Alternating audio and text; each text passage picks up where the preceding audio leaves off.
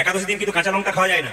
তবে যারা ইয়ে খান, ওই কি একটা চাল আছে শ্যামা চাল করে খান, শ্যামা চালে কিন্তু নিয়ম নেই। তবু যারা প্রথম প্রথম করছেন তারা যে অভ্যাস করেন ক্ষতি নেই, কিন্তু আপনারা করবেন না। সাবুদানা বিভিন্ন রকম মিক্সিং থাকে, তবু সাবুদানা আপনারা খেতে পারেন যদি কেউ না থাকতে পারেন। একটু ফল খাবেন, একটু সবজি খাবেন, কাঁচা কুমড়ো, কাঁচা পেঁপে, হ্যাঁ, আলু দিয়ে আপনি সবজি খাবেন, কাঁচা কলা দিয়ে সবজি খাবেন, কিন্তু সাদা তেল দেবেন। কি তেল দেবেন আপনি? হ্যাঁ, সূর্যমুখী তেল দেবেন, কিন্তু অন্যান্য তেল চলবে না, ঘি চলে যেতে পারে। তবে যে লবণটা আপনি বাজার দোকান থেকে কেনেন ওই লবণ দেবেন না, সন্দক লবণ আপনি দেবেন। একাদশীর দিনে কি হয় মায়েরা, সবাই আলাদা আলাদা বিছানায় শোবেন। যে বিছানায় শুয়ে থাকেন বাবারাও সেই বিছানায় শোবেন না, আলাদা বিছায়।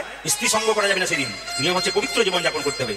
দ্বিতীয় হচ্ছে সেদিন সারাদিন অন্তত চেষ্টা করবেন না ঘুমানো, দুপুরবেলায় ঘুমানো অভ্যাস করবেন না। যদি সুস্থ থাকেন তাহলে করবেন না, অসুস্থ থাকলে হয়তো আপনি শুতে পারেন। অনেকে বলে আমরা যে ওষুধ খাই তাহলে একাদশী করতে পারবো। হ্যাঁ, ওষুধ খেয়ে আপনি একাদশী করতে পারবেন যদি আপনার শরীর পুরোই, শরীর আপনার মানে। আর যে শরীর আপনার মানছে না, শরীর সইতে পারছে না, আপনার করার দরকার নেই। কিন্তু যার মানছে শরীর অবশ্যই আপনি করেন। অনেকে বলে যে বাড়িতে বাবা মা কাকা কাকি মারা গেল, অসুচে আমি করতে পারি। শাস্ত্র পরিষ্কার করে বলছে আপনি অসুচ অবস্থায় একাদশী করতে পারেন, কিন্তু যেদিন বাড়িতে শ্রাদ্ধ সেদিন একাদশী করলে তার পরের দিন একাদশী করবেন, কিন্তু শ্রাদ্ধের দিন একাদশী করা যাবে না।